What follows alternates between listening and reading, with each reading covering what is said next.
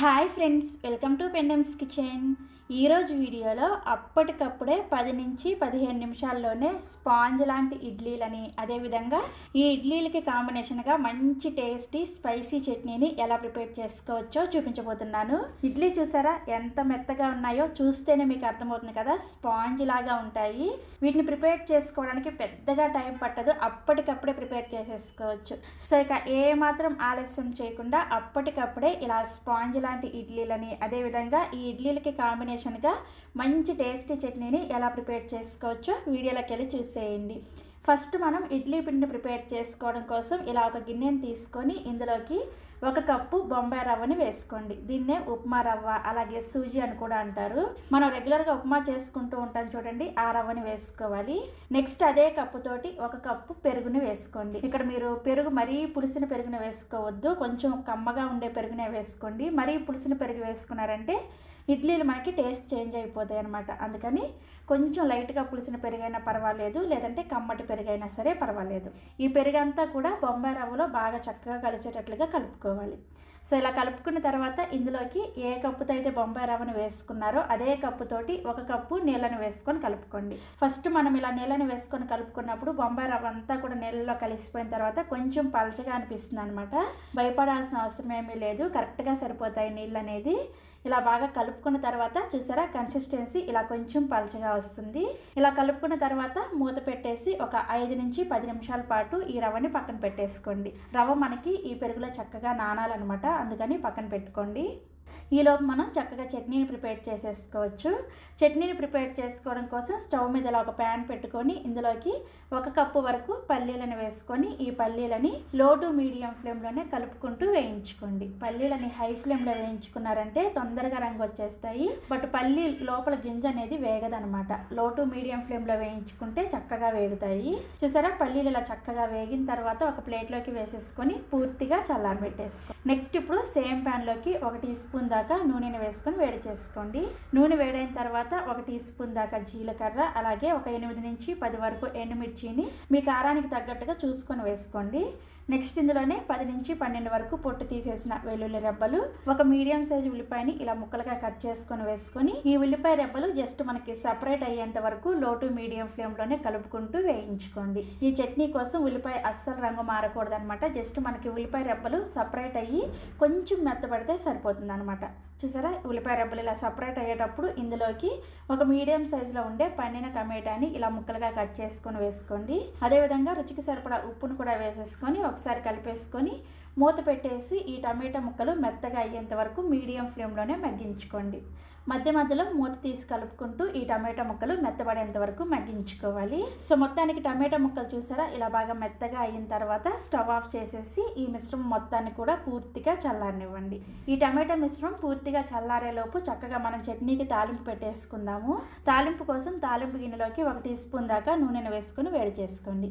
నూనె వేడైన తర్వాత 1/2 టీ స్పూన్ ఆవాలు, అదేవిధంగా 2 ఎండుమిర్చిని, 1 రెమ్మ కరివేపాకుని ఇలా చిన్న ముక్కలుగా కట్ చేసుకొని వేసుకొని తాలింపును చక్కగా లో ఫ్లేమ్లోనే వేయించుకోవాలి. తాలింపు వేగిన తర్వాత స్టవ్ ఆఫ్ చేసేసి రెడీగా పక్కన పెట్టేసుకోండి.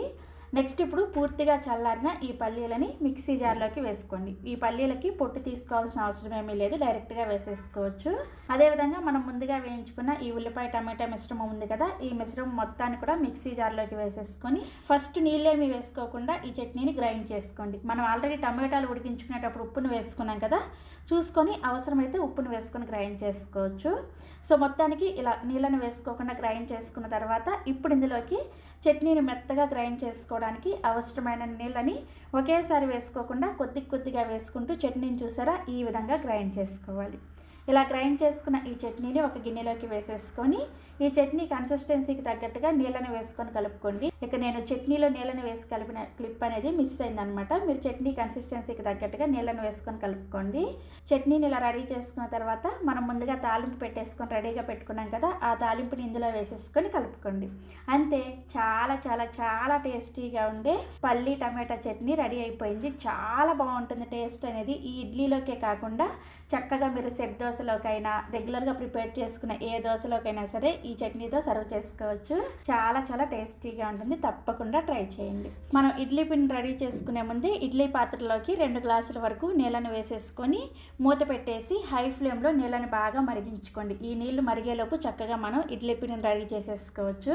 సో మొత్తానికి చట్నీ ప్రిపేర్ చేసిన తర్వాత మూత తీసి మీకు చూపిస్తున్నాను. చూసారా, రవ్వ చక్కగా నీళ్ళన్నీ కూడా పీల్ చేసుకొని గట్టిగా అయింది కదా. ఇందాకైతే మనకి పలచగా ఉంది. ఈ చట్నీ ప్రిపేర్ చేసుకునే లోపు చక్కగా మనకి రవ్వ నానిపోయి ఈ విధంగా అవుతుందన్నమాట. ఇప్పుడు ఇందులోకి రుచికి సరిపడా ఉప్పుని, అదేవిధంగా ఒక 1/2 టీ స్పూన్ దాకా వంట సోడాని, 1 టీ స్పూన్ దాకా నీళ్ళని కూడా వేసుకొని ఈ ఉప్పు అలాగే వంట సోడా అంతా కూడా చక్కగా ఈ రవ్వలో కలిసేటట్లుగా కలుపుకోండి. మనం అప్పటికప్పుడే ఇడ్లీని ప్రిపేర్ చేసుకుంటున్నాం కాబట్టి ఇలా కొంచెం వంట సోడా వేసుకుంటే ఇడ్లీలు చక్కగా మెత్తగా వస్తాయి అన్నమాట. మీకు ఒకవేళ వంట సోడా వద్దు అనుకుంటే స్కిప్ చేసేయచ్చు. బట్ ఇడ్లీ అయితే ఇంత మెత్తగా రావన్నమాట. సో ఇలా బాగా కలుపుకున్న తర్వాత పిండి కన్సిస్టెన్సీ అనేది చాలా ఇంపార్టెంట్. మరీ పలచగా మరీ గట్టిగా ప్రిపేర్ చేసుకోకూడదు. ఇక నేను మీకు వీడియోలో దగ్గరగా చూపిస్తున్నాను. చూసారా, ఈ కన్సిస్టెన్సీలో పిండిని రెడీ చేసుకోవాలి. ఇలా రెడీ చేసుకున్న తర్వాత ఇప్పుడు వెంటనే ఇడ్లీని పెట్టేసుకోవాలి. వంట సోడా వేసుకొని కలుపుకున్న తర్వాత ఎక్కువసేపు ఉంచకూడదు అనమాట. వెంటనే మనం ఇడ్లీ ప్లేట్లలో ఇడ్లీ పెట్టేసుకొని ఉడికించుకోవాలి. అందుకనే పిండిని రెడీ చేసుకునే ముందే ఇడ్లీ పాత్రలో నీళ్ళని పోసుకొని మరిగించుకున్నాం అనమాట. సో ఇడ్లీ ప్లేట్లకి కొద్దిగా నూనెని కానీ నెయ్యిని కానీ అప్లై చేసేసుకొని మనం ప్రిపేర్ చేసిన ఈ పిండిని ఇడ్లీ ప్లేట్లలో ఈ విధంగా మనం నార్మల్ ఇడ్లీ ఎలా అయితే పెట్టేసుకుంటామో అదే విధంగా ఇడ్లీ ప్లేట్లలో ఇడ్లీ పిండిని పెట్టేసుకోండి. నేనైతే ఇక్కడ 3 ప్లేట్లలో ఇడ్లీ పిండిని పెట్టుకున్నాను. ఇక నేను చూపించిన మెజర్మెంట్స్కి మీకు చక్కగా 4 ప్లేట్లు ఇడ్లీ రెడీ అవుతాయి అనమాట. అంటే 16 ఇడ్లీ రెడీ అవుతాయి. నేను ఇంకొక ప్లేట్ని తర్వాత ఉడికించుకుందామని 3 ప్లేట్లలో మాత్రమే పెట్టుకున్నాను. ఈ ఇడ్లీ స్టాండ్లో ఇడ్లీ ప్లేట్ పెట్టుకునేటప్పుడు కూడా చూడండి, కింద ఒకవేళ ప్లేట్లో హోల్ ఉందంటే పైన ఇడ్లీ వచ్చేటట్లుగా పెట్టుకోవాలన్నమాట. హోలు ఇడ్లీ, అదేవిధంగా హోలు ఇడ్లీ, ఈ విధంగా స్టాండ్ని అరేంజ్ చేసుకుంటే మీకు ఇడ్లీ అన్నీ కూడా చక్కగా స్టీమ్ అవుతాయి అనమాట. సో ఇలా ఇడ్లీ స్టాండ్ని అరేంజ్ చేసుకున్న తర్వాత మనం ముందుగానే ఆల్రెడీ ఇడ్లీ పాత్రలు నీళ్ళని పోసుకొని మరిగించుకుంటున్నాం కదా. నీళ్ళు బాగా మరిగేటప్పుడు మంటని లో ఫ్లేమ్లో పెట్టేసుకొని ఈ ఇడ్లీ స్టాండ్ని పెట్టేసి మూత పెట్టేసి మీడియం ఫ్లేమ్లో ఈ ఇడ్లీని ఒక్క 10 నిమిషాల పాటు ఉడికించుకోండి. సో 10 నిమిషాల తర్వాత మూత తీసేసి మీ చేతిని ఒకసారి నీళ్ళతో తడి చేసుకొని చెక్ చేసుకోండి. మీ చేతికి పిండి ఏం అతుక్కోవట్లేదంటే చక్కగా మనకి ఇడ్లీ ఉడికిపోయినట్లే. సో ఇలా ఉడికించుకున్న ఇడ్లీని స్టవ్ ఆఫ్ చేసేసి ఇడ్లీ స్టాండ్ని బయట పెట్టేసి ఒక్క 2 నిమిషాల పాటు అలా వెయిట్ చేయండి. వెంటనే ఇడ్లీ తీసేసారంటే ముద్దగా వచ్చేస్తాయి అనమాట. అందుకని ఒక 2 నిమిషాలు అలా గాలికి పెట్టేశారంటే ఇడ్లీ చక్కగా సెట్ అవుతాయి.